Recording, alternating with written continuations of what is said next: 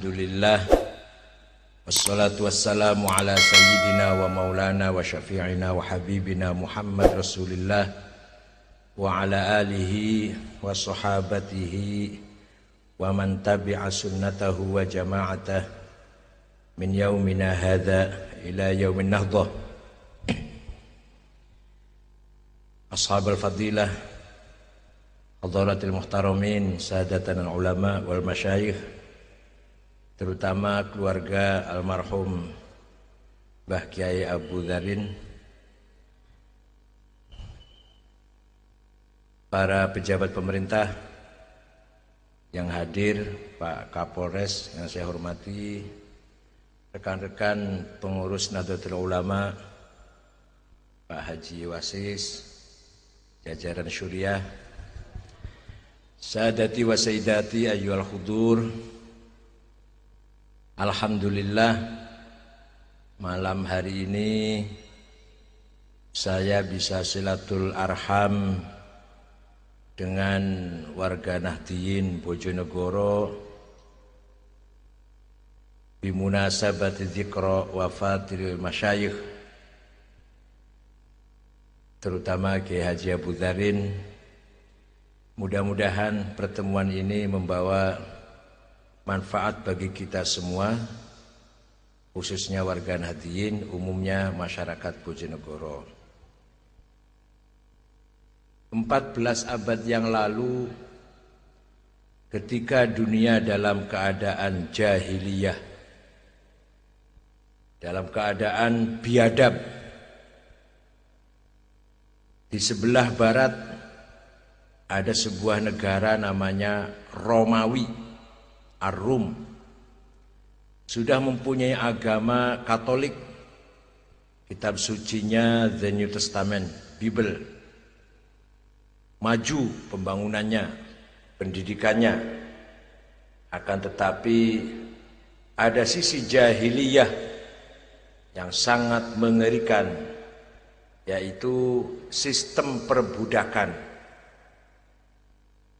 Warga negara Romawi kalau termasuk kelompok budak tidak mempunyai hak sebagai warga kelas 1, tapi jelas enggak punya kelas. Dijual boleh, dihibahkan boleh, disewakan boleh, ditukar tambah boleh, dibuang di tong sampah ya kenging, kalau sudah dianggap budak. Bahkan seorang raja bernama Nero pernah membakar hidup-hidup kurang lebih 600 budak, ditancapkan di kanan kiri jalan dan dia lewat di tengah-tengahnya, dianggap sebagai lampu penerang jalan. Paling senang, paling suka pembesar Romawi, baik itu pembesar negara maupun pembesar agama, mengadakan acara namanya gladiator, yaitu antar budak diadu, ditonton. Kalau sudah ada yang mati salah satunya, semua tepuk tangan gembira, berarti pesta berhasil dengan matinya salah satu budak. Inilah jahiliyah Romawi. Di sebelah timur ada negara besar namanya Persia, agamanya Majusi Zoroaster, kitab sucinya Avesta Sandinista, kitab undang-undangnya Hammurabi. Akan tetapi undang-undang hukum hanya untuk orang kecil. Kalau rakyat kecil melanggar hukum, dihukum seberat-beratnya. Dipotong lidahnya, dipotong tangannya, dipotong kakinya, dibuang ke jurang. Kalau orang kecil yang salah.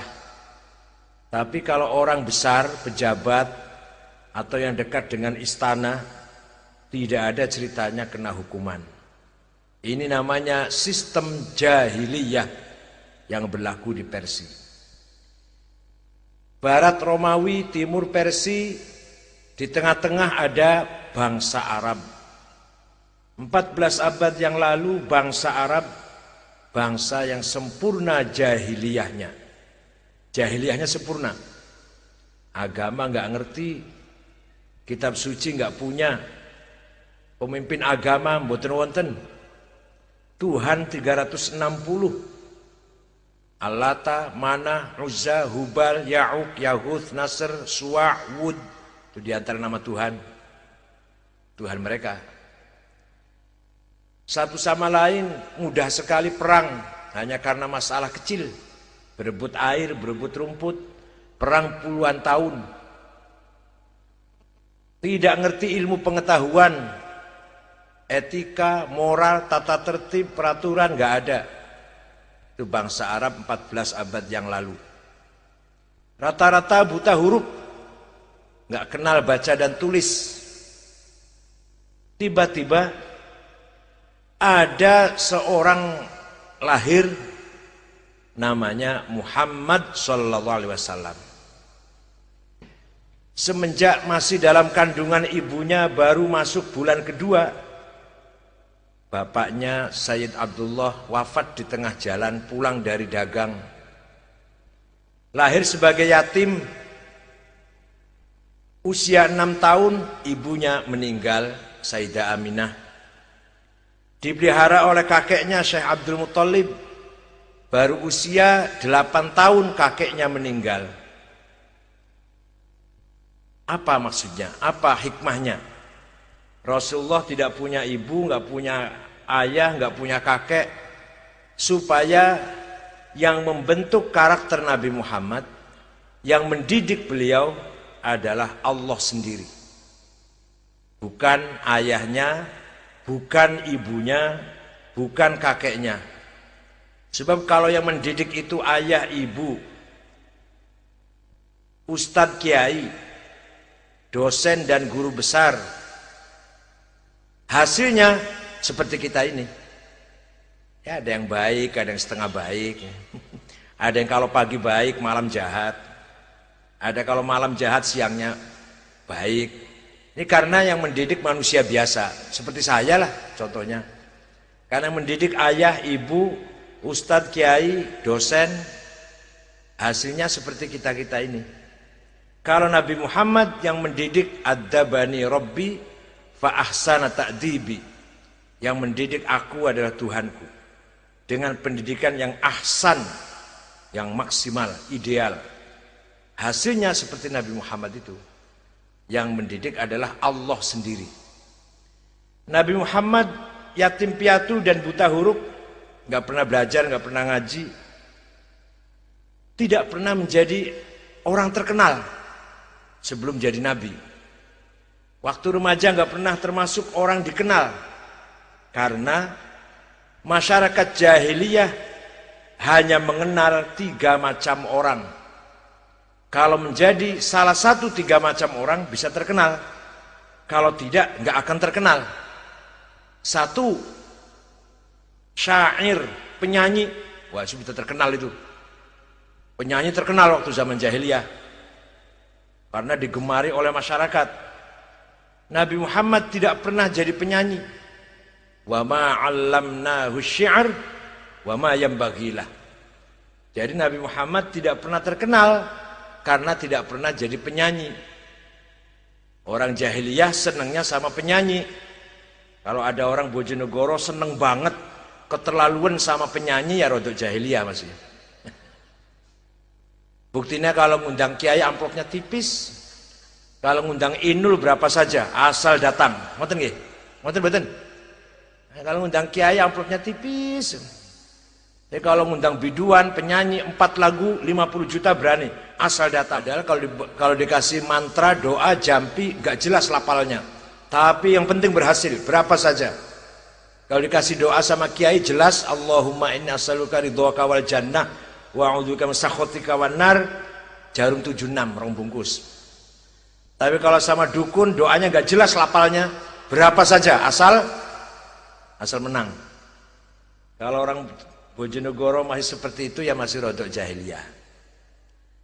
Yang ketiga, orang terkenal. Lah, Nabi Muhammad gak pernah jadi kahin, gak pernah. wala biqauli kahin. Yang ketiga, orang terkenal sahir, tukang santet. Wah, terkenal itu. Tukang santet dari Jakarta semua turun cari itu. Di gunung-gunung pun dicari, di pelosok pun dicari. Nah, zaman jahiliyah, tukang santet, sahir, tukang sihir terkenal, ditakuti orang. Nabi Muhammad tidak pernah menjadi tukang sihir. Bahkan orang jahiliyah, masyarakat Quraisy menuduh Nabi Muhammad tukang sihir. Wa yaquluna in hadza illa sihr. Mereka menuduh Nabi Muhammad tukang sihir. Salah itu, bukan. Bahkan Nabi Muhammad dianggap ambisi pengen jadi dukun terkenal dengan Al-Quran itu. Walhasil Nabi Muhammad sebelum jadi Nabi tidak pernah menjadi orang terkenal karena bukan penyanyi, bukan dukun paranormal, bukan tukang santet atau tukang sihir. Maka Nabi Muhammad tidak pernah menjadi orang terkenal. Tiba-tiba yang mengagetkan, Nabi Muhammad yang buta huruf, yatim piatu, nggak pernah terkenal, tiba-tiba menyampaikan begini, Bu. وَلِيَعْلَمَ الَّذِينَ أُوتُوا الْعِلْمَ أَنَّهُ الْحَقُّ مِنْ رَبِّكَ فَيُؤْمِنُوا بِهِ فَتُخْبِتَ لَهُ قُلُوبُهُمْ وَإِنَّ اللَّهَ لَهَادِي الَّذِينَ آمَنُوا إِلَى صِرَاطٍ مُسْتَقِيمٍ. Ayat piro surat opo golekno dhewe, kaenakan banget duduake suratnya. Cari sendiri nanti pasti ada di Quran. Waliya'lamal ladzina utul ilma annahul haq. Hanya orang yang berilmu yang bisa benar. Ini kalau yang ngomong dosen ITS, Unair, pantes. Hanya dengan ilmu kita bisa benar. Hanya dengan analisis ilmiah, logis, rasional kita bisa benar. Hanya dengan analisis objektif, independen kita bisa benar. Kalau yang ngomong dosen pantes. Ini yang ngomong buta huruf. Saya ngomong Bojonegoro ngoten sing pojok Ngasem mereka lho, alas mereka lho pojok. Misalnya kecamatan Ngasem tiba-tiba ngomong koyo ngono iki. Ada yang lebih hutan lagi nggak daripada Ngasem? Ada lagi nggak yang lebih kampung lagi? Nabi Muhammad yang buta huruf, yang nggak pernah belajar, nggak pernah berilmu, tiba-tiba mengatakan betapa pentingnya ilmu pengetahuan, betapa pentingnya analisis ilmiah kalau kita ingin benar.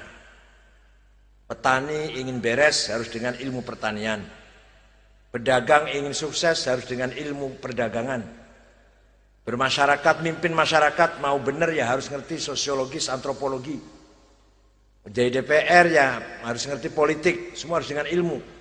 Kalau tanpa ilmu ya jadi seperti sekarang ini. Anggota DPR kampungan desa tahu-tahu jadi DPR pusat. Isone mek ngantuk karo turu. Ya jadi seperti ini. Nabi Muhammad 14 abad yang lalu mengatakan, kalau kamu ingin benar, kalau kita ingin benar, maka kita harus menjadi orang yang berilmu. Kita harus menguasai ilmu pengetahuan. Kalau kita ingin benar. NU ingin beres, harus berdasarkan ilmu pengetahuan. Pesantren pengen maju, harus dengan ilmu pengetahuan. Tanpa itu omong kosong kita bisa maju. Betul loh. Nah, masyarakat Islam dulu, umat Islam dulu selalu ingin benar dan selalu dengan ilmu. Contoh, ada seorang gubernur Mawaro An-Nahr Transoksiana, kalau sekarang Afghanistan lah sekitar itu, kirim surat pada Imam Syafi'i, kirim surat kepada Imam Syafi'i. Imam Syafi'i itu namanya Muhammad bin Idris bin Syafi', lahir tahun 150, wafat tahun 204 Hijriah.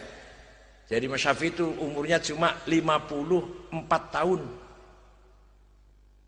54. Di antara kita ada yang sudah 60, 70 kan. Kulo Dewi 58.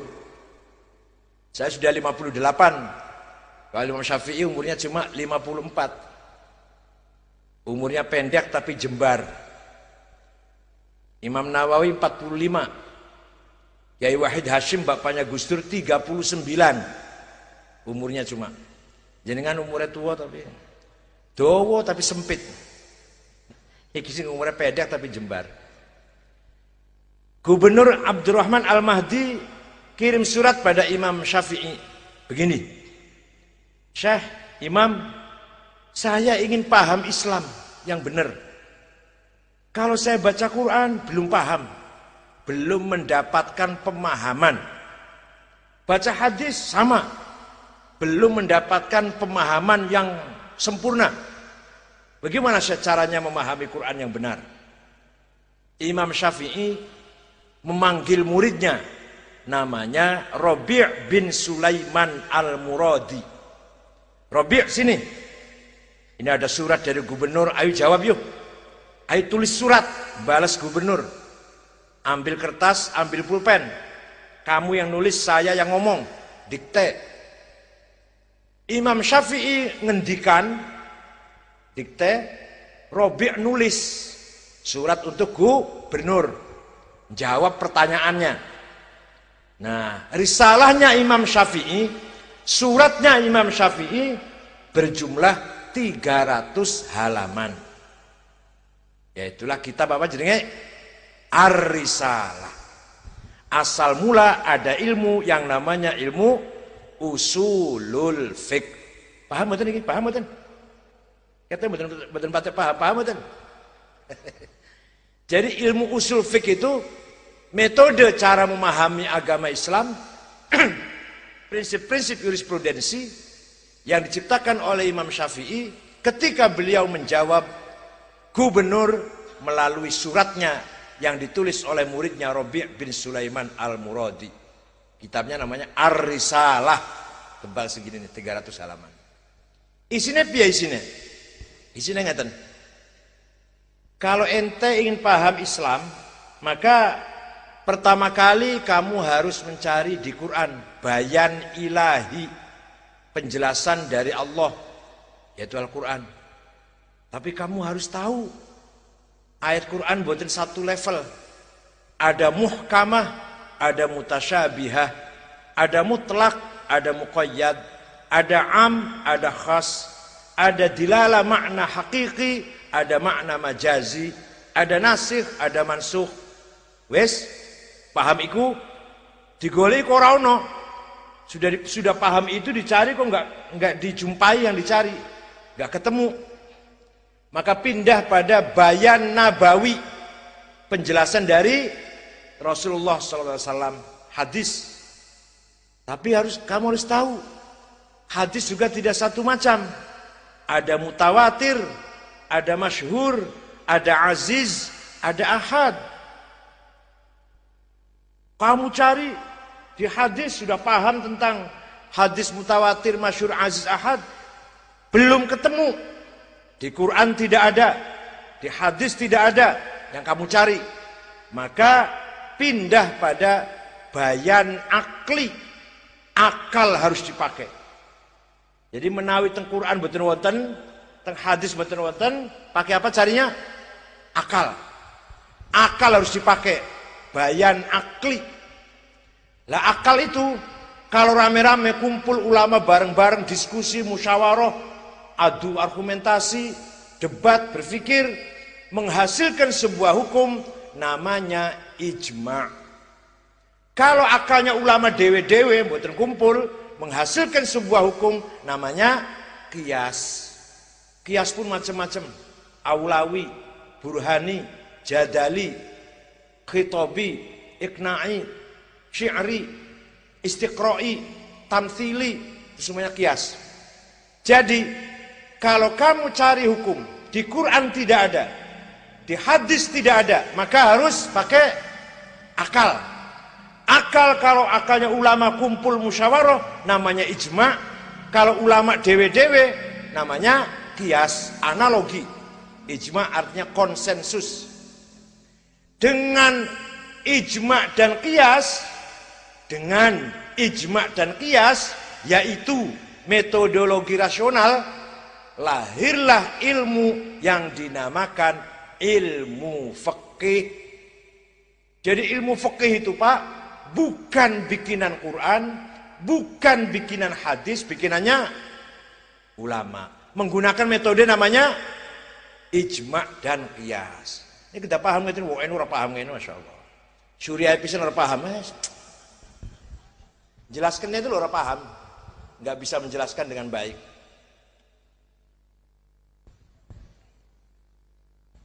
Contoh, nah cepet contoh biar paham.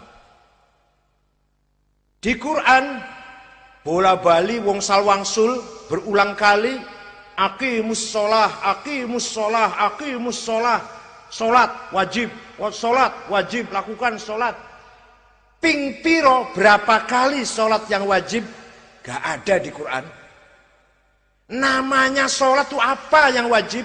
Gak ada di Quran. Pirang rokaat boten wonten teng Quran. Waktune wayah opo sholat boten wonten teng Quran. Paham betul? Paham betul? Yang ada di Quran harus sholat. Berapa kali? Namanya sholat itu apa? Berapa rakaat? Waktunya wayah opo? Kapan? Nggak ada di Quran. Di hadis ada. Yang wajib sholat 5 kali sehari semalam. Namanya subuh, zuhur, asar, maghrib, isya. Rakaatnya 2, 4, 4, 3, 4. Waktunya diterangkan min tulu'il fajr shadiq ila syuruqi syams. Itu subuh. Kalau zuhur, zawal syams. Ya, pokoknya diterangkan lah di hadis. Prakteknya, apa saja yang harus kita penuhi ketika kita sholat, apa saja yang harus kita tinggalkan ketika kita dalam sholat. Namanya apa?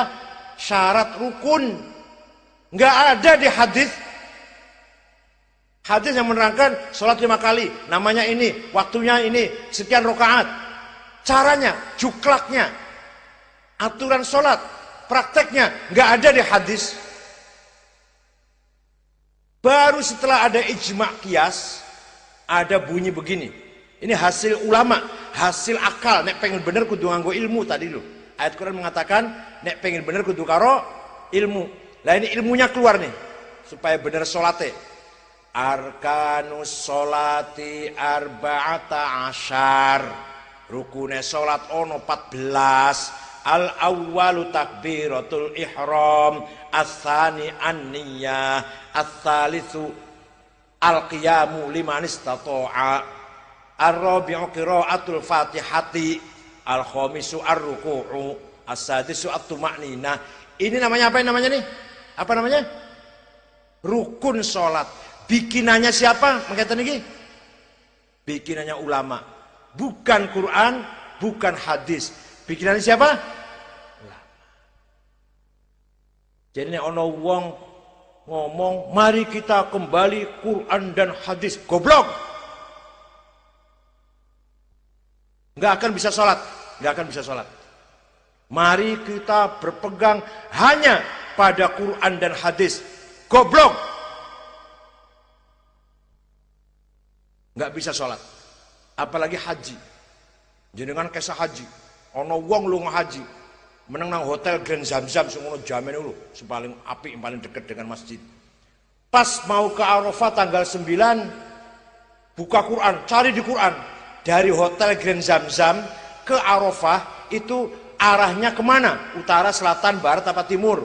Berapa kilo? Berapa jam kalau naik mobil? Kalau jalan kaki berapa jam? Kira-kira di Quran ada nggak itu? Buka Bukhari, Muslim, cari itu. Muatan kira-kira penjelasan itu. Kalau kamu ingin cepat sampai ke Arafah, Muzdalifah, Mina, ikut saja kiai, ikut saja kepala rombongan, ikut petugas lah, petugas pembimbing, apa namanya?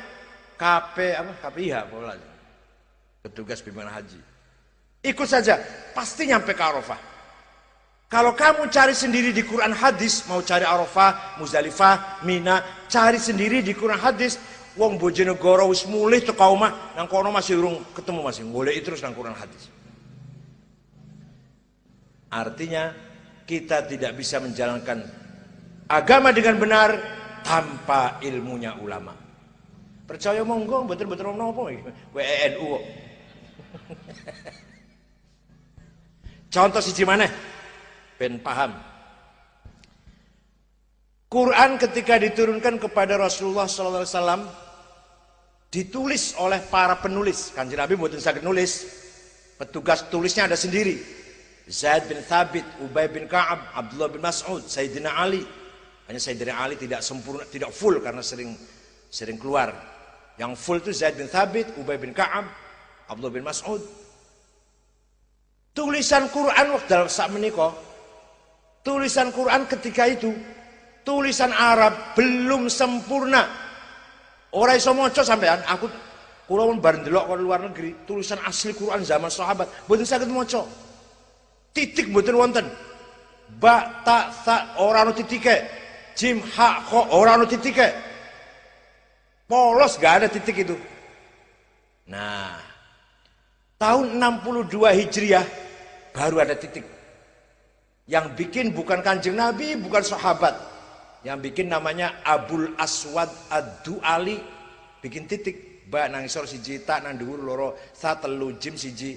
Niku Abul Aswad Ad-Du'ali. Wis ono titik, sudah ada titik, masih banyak orang gak bisa baca Quran. Maka disempurnakan oleh Imam Khalil bin Ahmad Al-Farahidi yang wafat tahun 185 Hijriah, bikin harokat. Fathah, domah, kasroh, fathaten, domaten, kasroten, sukun, tasdid. Sing damel niku dudu Kanjeng Nabi, bukan sahabat. Ulama sudah tabi'it tabi'in. Khalil bin Ahmad Al-Farahidi, gurunya Imam Sibaweh, yang bikin harokat. Wis ono titik, wis ono harokat. Wong Banyumas, wong Bojonegoro, wong Banyumas, yang maca Quran masih innallaha wasingun ngalim. Alhamdulillah bil ngalamin. Sapanget Rasulullah. Ahlus Sunnah wal Jamaah. Kalau panggil saya Kiai Sangit Ngakil, wah, orang Banyumas, Purwokerto, Cilacap, Kebumen, Banjarnegara, Purbalingga, Majenang, sampai sekarang. Artinya apa? Mengucapkan huruf, mengeluarkan huruf, makhraj huruf, keluarnya suara tidak benar. Maka Imam Abu Ubaid Qasim bin Salam, siapa bu namanya bu? Abu Ubaid Qasim bin Salam, damel ilmu tajwid. Beliau wafatnya tahun 224 Hijriah. 224 Hijriah. Jadi ono ilmu tajwid niku 200 tahun sakwise Kanjeng Nabi. Baru ada ilmu tajwid, ngatur supaya maca Qur'ane bener. Idhar, idgham, ikhfa, qalqalah, huruf halak, idgham biguna, biguna, ikhfa syafawi. Niku baru ada tahun 200-an setelah Rasulullah wafat. Artinya apa? Artinya ngeten. Ini ono wong maca Qur'ane kok bener. Ono wong salat. Wong Bojonegoro salat. Salate bener, maca Qur'ane bener. Kula takon, Pak, jenengan belajar salat terus maca Fatihah, maca Qul ya ayyuhal kafirun kok bener. Dari mana Pak belajarnya? Dari Quran dan hadis. Bohong. Kalau ada orang baca Qur'annya benar, kemudian dia mengatakan hanya berpegang pada Quran hadis, bohong. Bisa baca Quran benar dengan ilmu tajwid. Ilmu tajwid yang bikin ulama.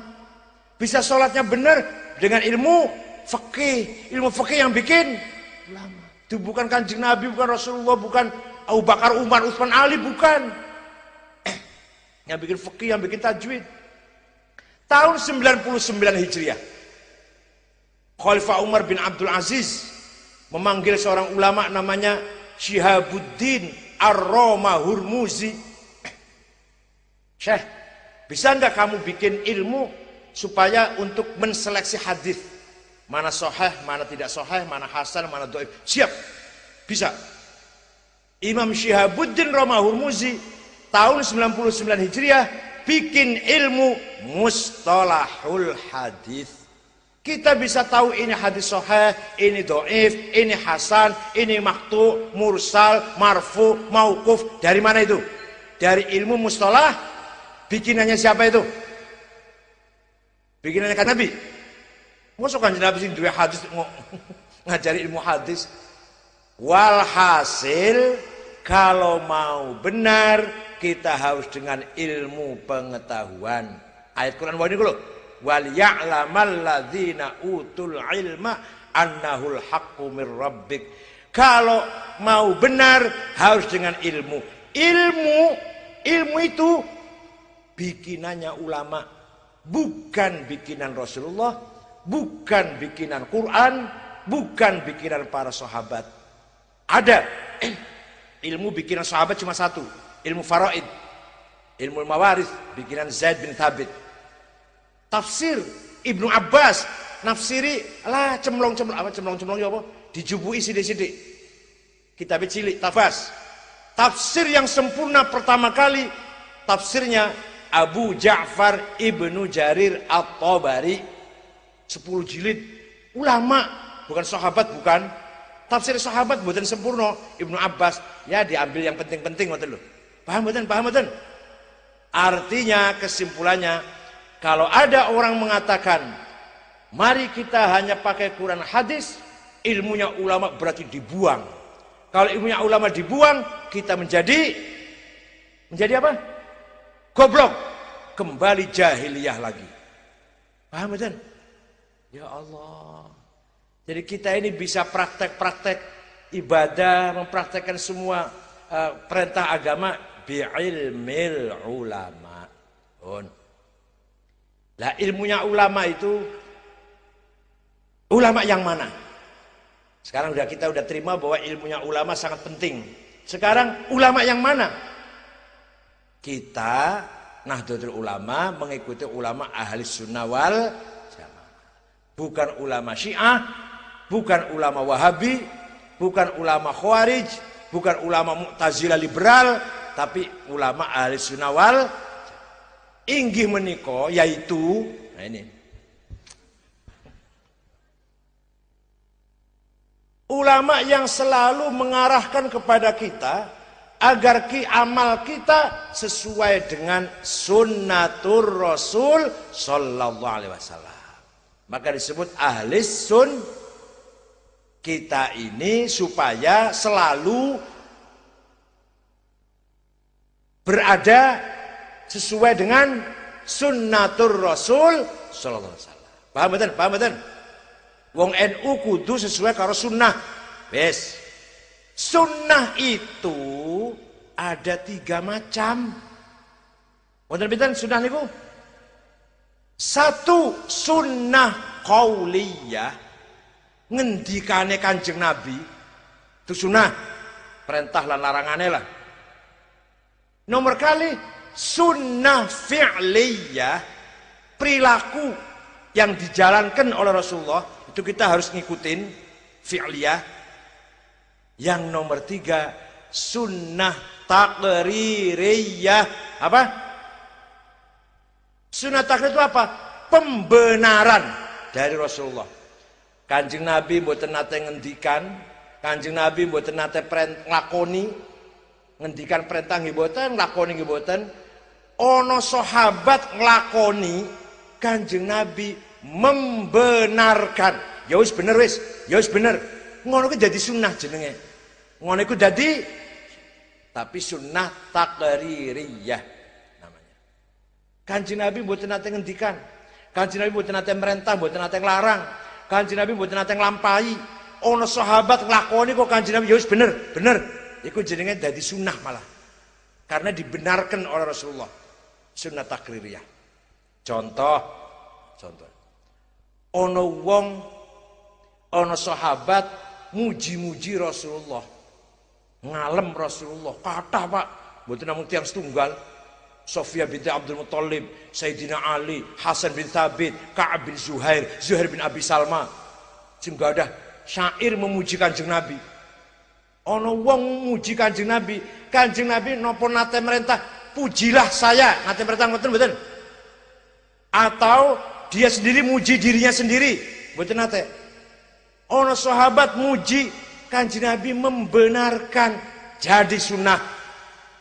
Contoh, Ka'ab bin Zuhair bin Abi Salma menghadap Rasulullah dengan pujian, banat su'adu faqal bil yauma matbulu mutayyamun ithroha lam yufda makbulu tas'al wushatu janabaiha waqiluhumu innaka yabna abi salma la maqtulu wa qala kullu khalili kuntu amuluhu la ulhiyannaka inni anka mashghulu faqultu khallu sabili la abalakum wa kullu ma qaddara ar-rahmanu maf'ulu kullu ibni untha wa in talat salamatuhu yawman ala alatin hadba'a mahmulu nubitu anna rasulallahi aw'adani wal afu 'inda rasulillahi ma'mulu mahlan hadaka alladhi a'taka nafilatal qur'ani fihi mawa'idhu wa tafsilu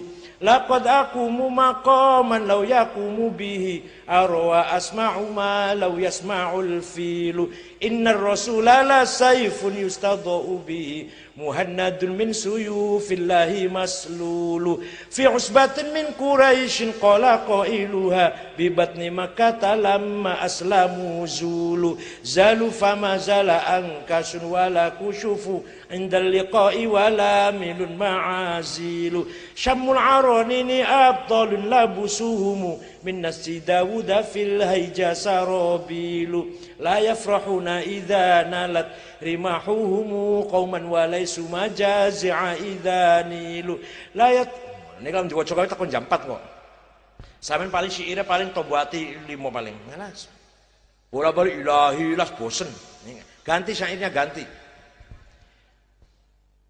inna rasulullah sayfun yustadha'u bihi sungguh engkau Rasulullah bagaikan pedang yang mampu memisahkan antara hak dan batil, antara kebenaran dan kesesatan. Engkau datang dari suku Quraisy, suku yang ada di pojok kota Mekah, kampung kota Mekah, salah satu suku yang ada di kota Mekah. Engkau datang dengan membawa kebenaran. Sahabat-sahabatmu gagah berani ketika di medan perang, tapi santun berakhlak ketika tidak di medan perang. Ya Allah niki isine ngalem-ngalem Kanjeng Nabi sampai sak pole pun, sampai sak tinggi-tingginya ngalem niki. Rasulullah hebat, Rasulullah mulia, Rasulullah orang baik, orang sempurna. Kanjeng Nabi mboten nglarang, mboten nyegah. Malah Kanjeng Nabi maringi selimut yang sedang dipakai. Selimutnya lurik-lurik, bergaris-garis. Lah selimut bergaris-garis itu bahasa Arabnya burdah. Kalau selimut polos batoniyah muttaqiina ala furushim batainuha itu selimut polos. Nah niki selimutnya lurik-lurik. Bahasa Arabnya apa? Ngantusan niki. Kanjeng Nabi sak sampunipun dialem dipuji seneng. Malah nguwehi maringi burdah. Selimut ngantusan niki burdahnya masih di Museum Hagia Sophia di Turki masih wonten. Burdahnya Kanjeng Nabi yang diberikan kepada Ka'ab bin Zuhair setelah memuji-muji beliau masih ada di Turki. Artinya apa artinya? Artinya memuji-muji Rasulullah, moco deba, moco barzanji, moco sintuduror, moco burdah, moco nopo mawon, sunnah takri dibenarkan oleh Rasulullah, tidak dilarang, malah dibenarkan menjadi sunnah, bukan bid'ah. Goblok.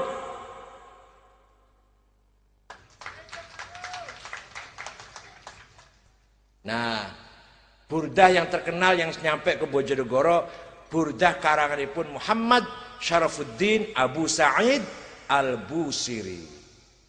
Beliau sakit stroke 1 bulan, gak bisa bangun, ngimpi jumpa Rasulullah pada suatu malam.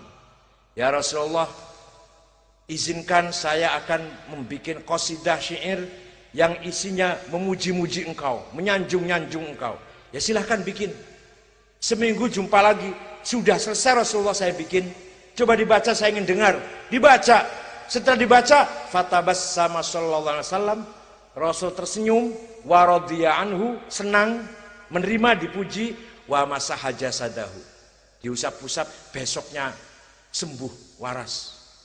Amin tadzakuri jironim bidhi salami mazata dam'an jaro min muklatim bidami am habbatir rihu min tilqai kadhimatin wa aumadul barku fi dhulma'i min idomi famali aynaika. Teruskan, ayo terus Bu, ayo bareng yuk. Famali aynaika in tultafu fahamata wa mali qalbika in kultastafik yahimi ayah sabu sabbu annal hubba munkatimu ma baina munsajimin minhu wa muttarimi laulal hawa lam turid dam'an ala talali wala araqta li dzikril bani wal alami fa kaifa tunkiru hubban ba'da ma syahidat bihi alaika. Ya bagus. Amin tadzakuri jironim bidhi salami. Kenapa engkau selalu menangis tiada henti-hentinya sampai air matamu bercampur darah? Apakah karena engkau rindu, kangen pada pacarmu yang ada di desa di Salam? Atau karena engkau teringat suatu hari angin bertiup kencang di desa Kalzimah? Atau engkau teringat suatu malam gelap berkilat di desa Idom? Kenapa hatimu resah? Kenapa gak enak makan, gak enak tidur? Gak bisa makan, gak bisa tidur? Pasti kamu sedang mabok cinta. Pasti itu, gak bisa disembunyikan. Jawabnya, na'am saro taifu man ahwa fa'arraqani wal hubbu ya'taridul ladzati bil alami ya laimi fil hawal udhri ma'dziratan minni ilaika walau ansofta lam talumi. Naam, benar, saya sedang mabuk cinta. Saya sedang rindu pada seseorang sampai rasa rinduku menjadi penyakit. Tapi kalau engkau tahu siapa yang sedang kurindukan, pasti kamu akan memakluminya. Siapa yang sedang kamu rindukan? Sampai nangis-nangis, gak enak makan, gak enak tidur, nangis tidak henti-hentinya. Siapa yang sedang kamu kangeni?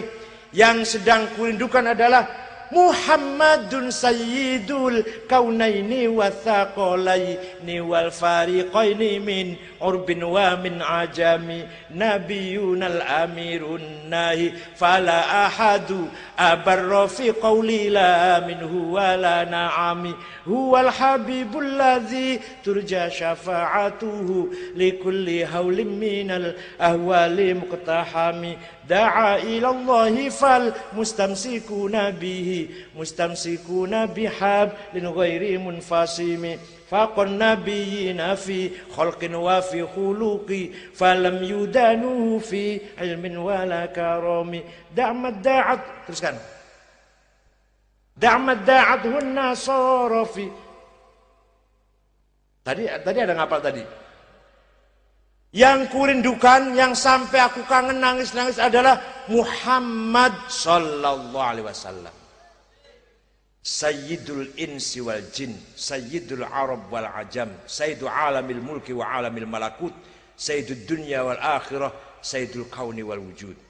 Dialah yang kuharapkan syafaatnya ketika kita menghadapi persoalan-persoalan malapetaka, bencana alam, penyakit menular, masalah yang rumit, krisis. Hanya syafaat Rasulullah yang bisa kuharapkan. Ini contoh bahwa memuji-muji Nabi Muhammad itu sunnah, bukan bid'ah. Yep. Percaya silahkan, nggak apa-apa. Yang nggak percaya nggak dapat syafaat Rasulullah, silahkan. Jadi kalau ada orang Bojonegoro nggak percaya bahwa ada syafaat Rasulullah, alhamdulillah.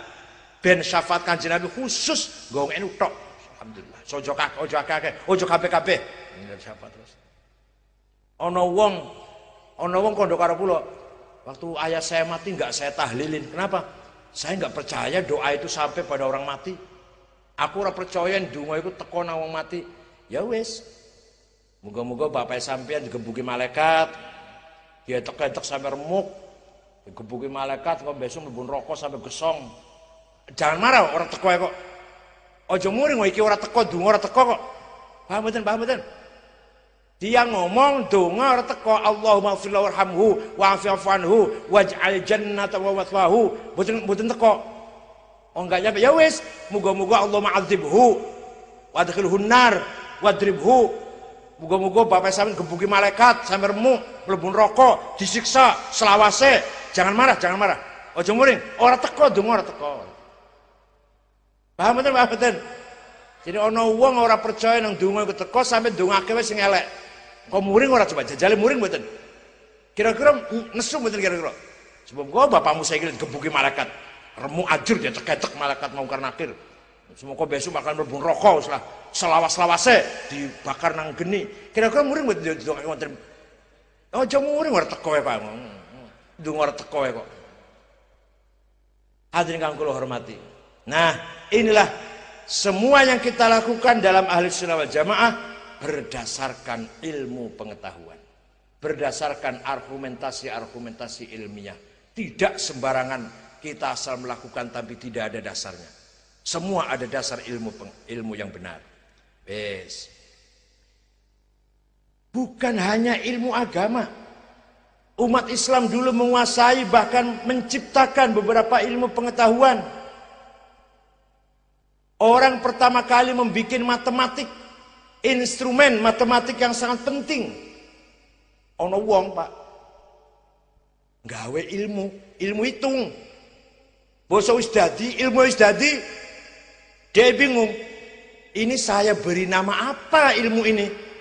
Kata temannya, beri nama saja nama kamu. Karena kamu yang menciptakan.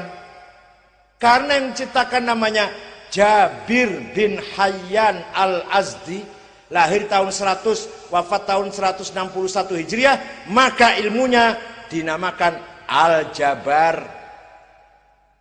Orang pertama kali menciptakan kacamata siapa yang gawe iki? Pertama kali gawe kacamata Hasan bin Haytham. Orang pertama kali gawe peta bumi, gambar bumi, walaupun sekarang dilihat banyak salah, waktu itu belum ada alatnya. Namanya Abu Abdillah Muhammad Al-Idrisi. Orang pertama kali gambar planet ruang angkasa Abdurrahman ibn Hawqal. Orang pertama kali bikin ilmu kedokteran ditulis dengan baik Muhammad bin Abu Bakar Ar-Razi. Kitabnya namanya Al-Hawi Fit-Tib. Ngantos saiki fotone masih ono nang Universitas Sorbonne Prancis. Reses, maksudnya Rozi, reses mereka bilang. Orang pertama kali bikin organ alat musik Abu Nasr Al-Farabi. Dikira Amerika Pak, belum lahir Amerika waktu itu. Amerika jarang lahir, Amerika tuh lahirnya Amerika abad ke-17. Niki wis wong sing gawe organ sudah 14 abad yang lalu, namanya Abu Nasr Al-Farabi. Orang pertama kali bikin apa lagi? Orang pertama kali terbang, mencoba terbang. Coba sih, namanya Abbas bin Farnas. Terbang sekali selamat, 2 kali sukses, 3 kali sukses, 4 kali kesuwen, kelamaan jatuh mati. Pertama kali orang mencoba terbang, namanya Abbas bin Farnas. Orang pertama kali bikin komus, dictionary, komus. Sedunia urung ono waktu itu jeneng komus itu. Niku Khalil bin Ahmad Al-Farahidi yang bikin harokat tadi itu loh. Bikin ilmu arud juga. Ya Allah, jadi orang Islam dulu didorong oleh ayat tadi itu loh. Ayat kalau kamu mau benar harus dengan ilmu, maka berlomba-lomba menciptakan ilmu pengetahuan. Nah, saya bisa pinter. Saya bisa dari sarjana, doktor, insinyur, SH, cukup dereng? Belum. Quran mengatakan waliya'lamal ladzina utul ilma an haqqu mir rabbik fayu'minu bih. Sarjana, ilmuwan harus beriman kepada Allah. Kalau tidak beriman, maka akan menjadi orang jahat. Kalau jahat, lebih baik orang bodoh. Orang bodoh mencuri sepatu di masjid. Orang pintar mencuri pabrik sepatu. Zaman nggak iso kan? Kan nggak iso kan piye caranya nyolong pabrik sepatu, nggak iso kan? Yang ya goblok kan. Orang bodoh jahat mencuri kayu di hutan piro? 100 batang, 1.000.000 batang, goblok. Orang pinter kalau sudah nyuri hutan selama 30 tahun Orde Baru 40 juta hektar hutan yang rusak kita ini dicuri oleh orang yang pinter. Kalau orang bodoh paling 100 batang, 1000 batang. Bodoh ibu. Orang bodoh ingin ngambil uang di bank, ayo piye caranya ayo. Jenengan pengen jupuk bank duit ning bank, yang BRI apa BCA, piye caranya ayo. Piye caranya delok. Nggawa kanca 10 sepeda motor, nggawa celurit gitu ya. Mlebu nang bank, ditodong, ambil uangnya. Bodoh. Kalau yang pinter tanpa celurit, tanpa pistol, triliunan bisa hilang. Jangan goblok paling iso nodong entuk piro. Kalau orang pinter cara ngambil uang 6 triliun tanpa pistol, tanpa golok. Paham betul? Paham enggak? Betul Pak, betul paham saya kira. Jadi orang pinter harus fayuk minubih, beriman kepada Allah. Orang tidak beriman kepada Allah pasti bangkrut. Babilonia, Fir'aun, Soviet, Majapahit, Pajajaran, Sriwijaya, mana lagi? Bangkrut semua negara yang tidak beriman itu. Mesopotamia, Finisia, bangkrut, tinggal sejarah saja itu. Yunani kuno, Romawi, Persia, negara bangkrut karena masyarakat tidak beriman kepada Allah. Oleh karena itu, kalau Indonesia ingin langgeng, memang Indonesia sudah berdasarkan Pancasila, yang nomor setunggal harus beriman kepada Tuhan. Insya Allah negara ini akan langgeng selama masyarakatnya, rakyatnya beriman kepada. Begitu rakyat tidak beriman, itulah dimulainya kehancuran sebuah bangsa. Jangan dikira Fir'aun nggak sakti Pak. Fir'aun itu sakti, bisa bikin piramid. Piramid itu candi, bangunan yang luar biasa, nggak pakai aduan, botol disusun tapi kenceng, lempeng, lurus. Kalau jam 12 siang nggak ada bayangannya, saking lurusnya. Sudah usia 4000 tahun, 4500 tahun. Fir'aun itu hebat, pinter-pinter, tapi bubar. Kenapa? Karena tidak beriman kepada Allah. Soviet, USSR, United Socialist Soviet Republic, negara Soviet bubar Pak, bubar. Umurnya 90 tahun, bubar. Negara besar itu, pinter itu. Karena apa? Karena tidak beriman kepada Tuhan. Paham betul? Paham betul? Monggo, menawi Indonesia kepengen selamat terus langgeng, harus kita pertebal iman kita semua. Bes. Saniki wis berilmu beriman cukup dereng? Belum. Satu lagi, fatuh bitalahu qulubuhum wal ya'lamal ladzina utul ilman haqqu min rabbik fayu'minu bihi fatuh bitalahu qulubuhum.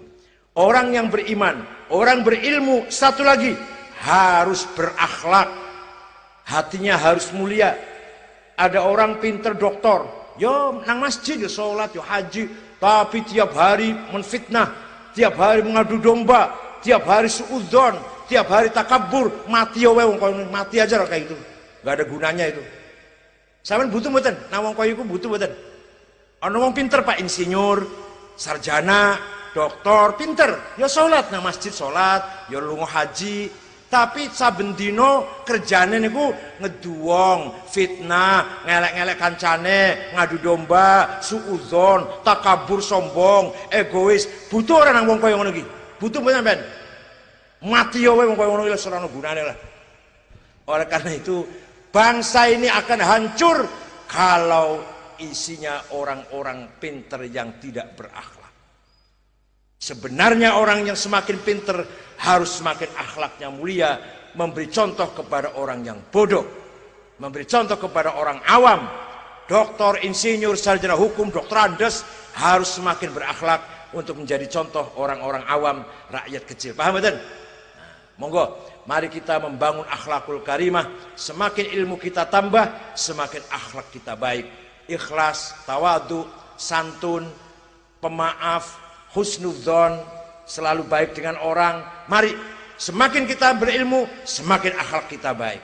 Jangan sebaliknya, semakin berilmu, semakin akhlaknya kurang ajar. Gak ada gunanya ilmunya itu. Monggo, maka kita disebut wal jamaah, supaya kita selalu bersama-sama masyarakat. Lah masyarakat kebanyakan juhala, fukoro. Masyarakat kita kebanyakan bodoh, ketinggalan, fakir miskin, lemah. harus kita kancani, harus kita urus. Pak Wasis harus ngurus wal jamaah, bukan ngurus orang elit. Ketua NU harus ngurus orang kecil, jamaah, bukan ngurus orang elit. Kalau yang elit gak usah diurus lah, ngurus elit, ngurus sugi harusnya diurus. Yang diurus siapa? Siapa yang diurus? Wal jamaah. Masyarakat banyak kita ini melarat, mustadafin, orang duwe kerja, bodoh, orang duwe ilmu. Ayo, itu yang kita urus, yang harus kita pelihara. Pertama kali orang yang mendirikan Ahlussunnah wal Jamaah adalah Imam Abul Hasan Al-Asy'ari, wafat tahun 234 Hijriah. Beliau nulis kitab tentang Ahlussunnah wal Jamaah namanya Maqalatul Islamiyyin Al-Ibanah Ar-Risalah ila Ahli Thaghar Al-Luma'. Imam Asy'ari wafat diganti oleh muridnya namanya Abdullah Al-Bahili. Nang Al-Bahili kitabnya mboten wonten, silang bu kitabnya nang ndi. Al-Bahili dua murid Abu Bakar Al-Baqillani, kitabnya namanya At-Tamhid, Al-Insaf, Al-I'jaz, Al-Bayan. Dan wafat dua murid Abdul Malik Imam Haromen Al-Juwaini, kitabnya Lataiful Isyarat, Ghiyathul Umam, Al-Arba'in, apalagi Asy-Syamil. Imam Haromen mati dua murid Abu Hamid Muhammad Al-Ghazali, kitabnya Al-Wajiz, Al-Wasit, Al-Basit, Al-Mustasfa, Al-Manhul, Bidayatul Hidayah, Minhajul Abidin, Al-Qisal Mustaqim, Mi'arul Ilm, apalagi Al-Iqtisad fil I'tiqad, Lijamul Awam, Tahaffudzul Falasifah, Maqasidul Falasifah, Al-Madunul Ghairi Ahli, Mishkatul Anwar, Al-Hikmah fi Makhluqatillah, Al-Muqidh minad Dhalal, Ihya Ulumuddin, Jawahirul Quran. Itu karang Imam Ghazali. Imam Ghazali wafat dua murid Abdul Karim Asy-Syahrastani, kitabnya Al-Milal wan Nihal, Musara'atul Falasifah, Nihayatul Iqdam.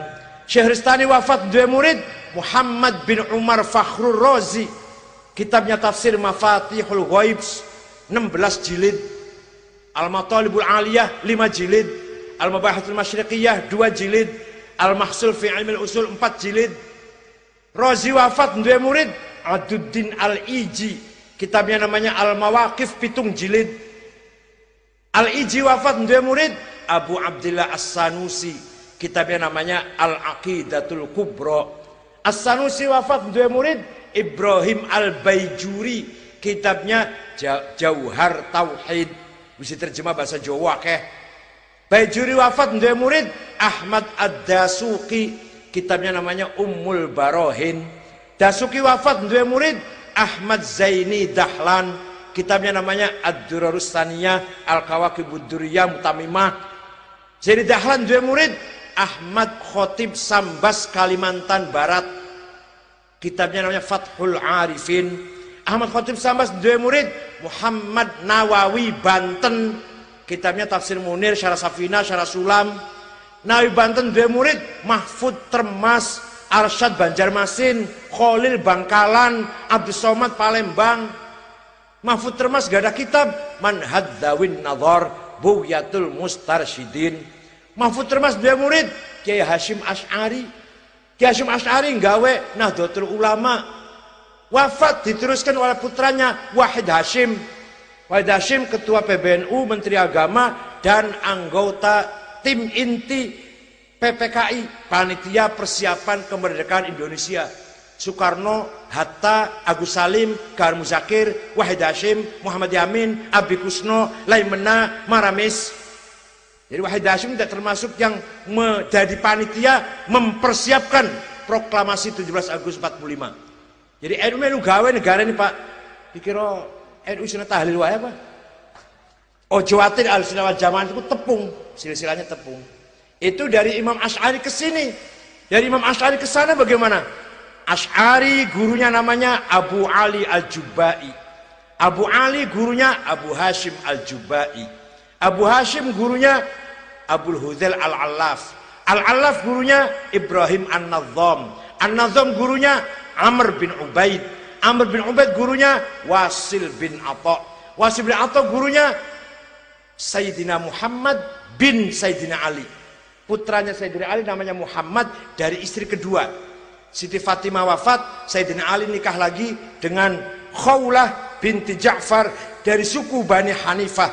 Punya anak cerdas namanya Muhammad, terkenal dengan Muhammad bin Hanafiyah.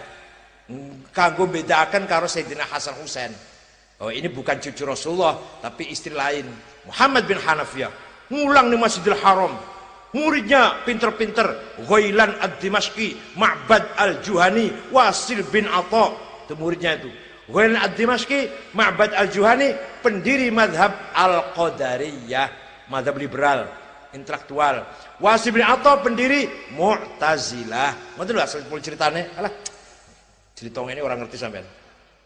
Lah Muhammad bin Hanafiyah ngajini nang sopo? Nang bapane Sayyidina Ali. Lah Sayyidina Ali ngajini nang sopo? Nang mertuane Rasulullah. Lah Rasulullah ngajini nang sopo? Malaikat Jibril. Malaikat Jibril dari mana? Dari Gusti Allah.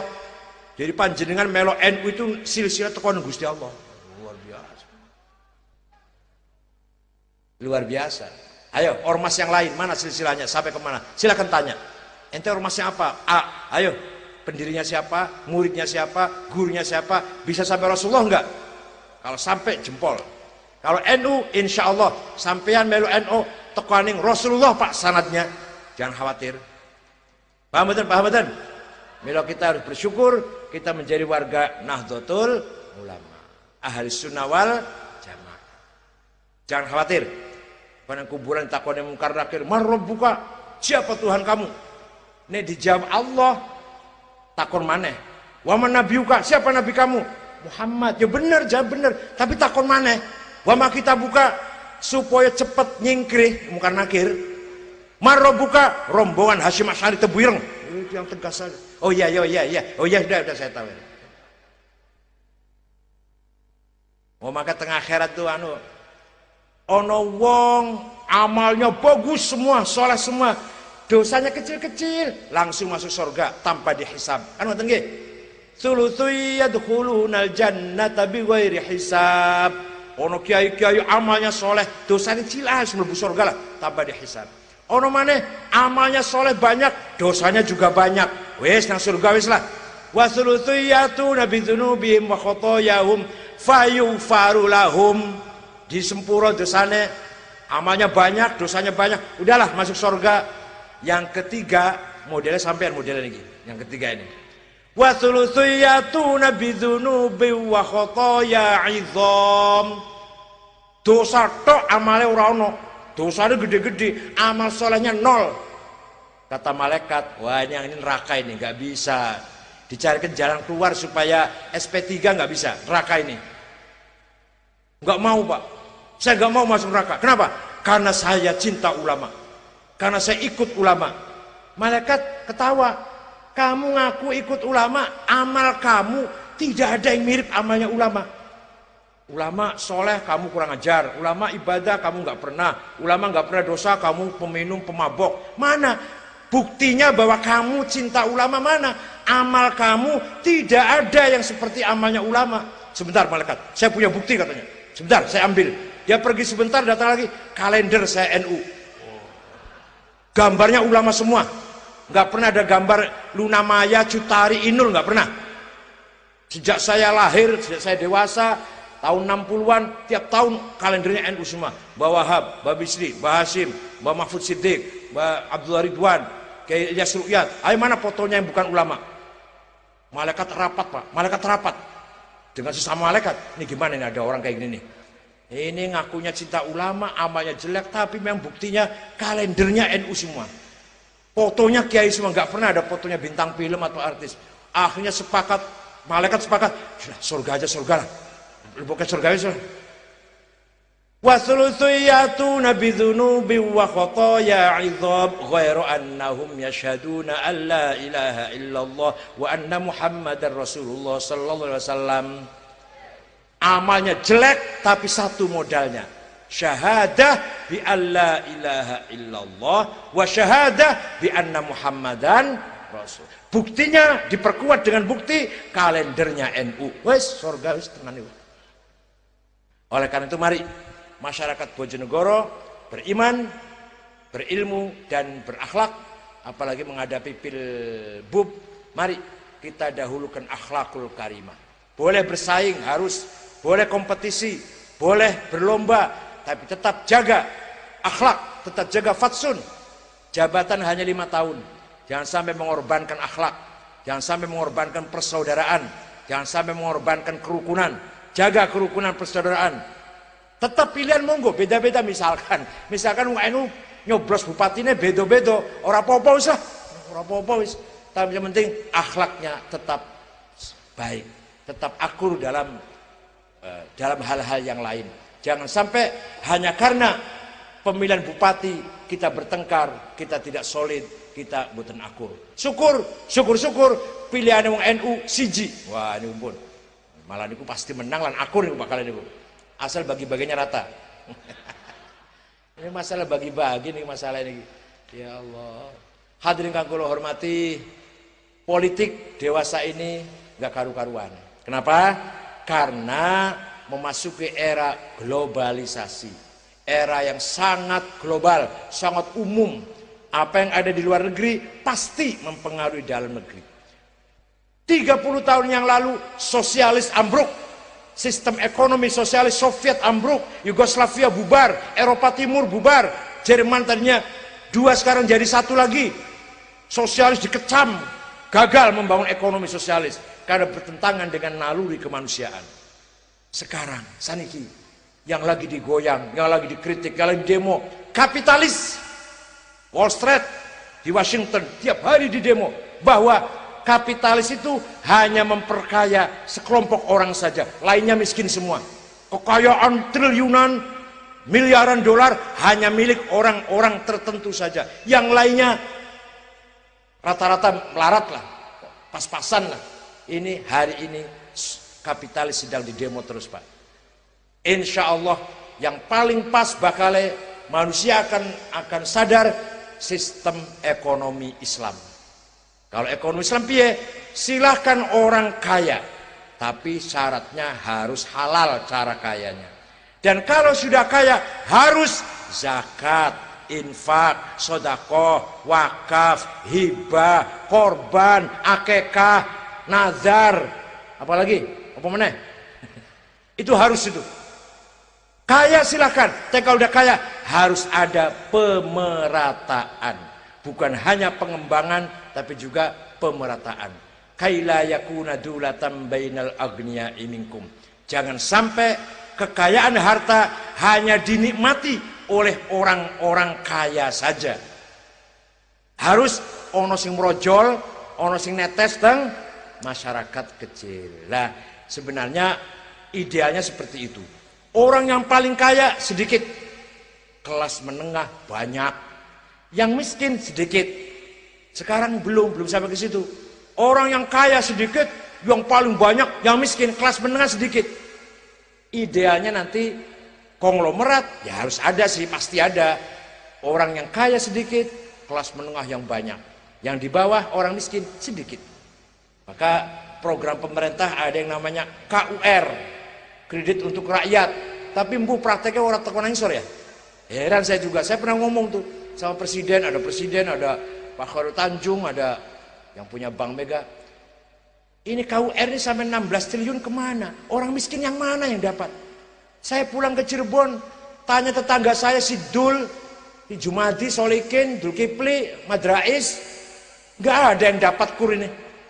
Orang kaya, orang miskin yang mana ini? Pengentasan kemiskinan melalui KUR ini. Ternyata ketika kita ingin mendapatkan KUR masih harus ada kolateral. Nah, yang punya kolateral yang jelas bukan Jumadi, bukan Solikin. Yang punya kolateralnya Haji Ahmad, Haji Abu Bakar, yang sudah punya kelas menengah lah. Kalau yang kelas miskin, tukang rujak, tukang pecel, tukang beca, ya nggak mungkin punya kolateral, nggak mungkin punya jaminan untuk mengambil utang. Ini perlu kita dukung program KUR, tapi juga pemerataannya harus diperbaiki. Kalau itu yang dilakukan oleh pemerintah, NU harus dukung pemerintah. Kalau itu program yang pro rakyat, sing demi rakyat miskin, pemerintah melakukan, NU harus dukung pemerintah sampai tahun 14. SBY Budiono harus kita dukung. Tapi kalau pemerintah gagal mengentaskan kemiskinan, gagal membuka peluang kerja, gagal menyelamatkan rakyatnya dari kelaparan, maka kita harus kritik itu pemerintah. Kita harus memasukkan kritik, kita harus negor kalau pemerintah tidak pro rakyat. Tapi selama pemerintah itu berupaya mensejahterakan rakyat, harus kita dukung. Tasarruful imam al-ra'iyah manutun bil maslahah. Kebijakan pemerintah terhadap rakyatnya harus berdasarkan kemaslahatan, kesejahteraan. Kalau pemerintah tidak ada upaya untuk mensejahterakan rakyatnya, harus kita kritik. Selama masih pro rakyat, harus kita dukung. Gitu loh, prinsipnya gitu NU itu. Kita bukan partai politik, bukan. Tapi kita punya prinsip. Harus selalu kritis terhadap pemerintah selama pemerintah menyimpang. Tapi kalau pemerintah baik, harus kita dukung. Betul. Nggih, paham nggih? Moga-moga wonten manfaatipun kedatangan saya ke sini. Syukran wa dumtum fil khairi wal barakati wan najah. Wallahul muwaffiq ila aqwamit thoriq. Wassalamualaikum warahmatullahi wabarakatuh.